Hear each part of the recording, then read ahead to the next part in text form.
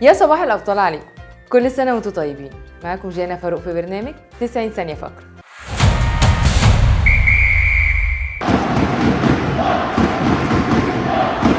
جاءنا البيان التالي: مصر بطلة أفريقيا للمرة التاسعة في تاريخها.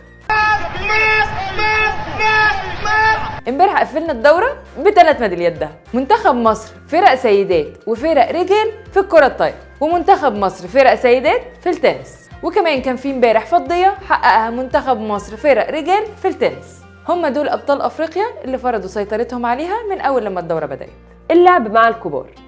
بنلعب على كبير دايما، ومصر اكتسحت جدول الميداليات بإجمالي 191 ميدالية، ب 102 ميدالية ذهب، 47 ميدالية فضة، و42 ميدالية برونز على نيجيريا وجنوب أفريقيا والجزائر. جيم أوفر، خلاص كسرنا الرقم القياسي لعدد الميداليات الذهبية في الدورة ب 102 ميدالية ذهب. شكرا لكل بطل وبطلة، شرفتونا كالعادة.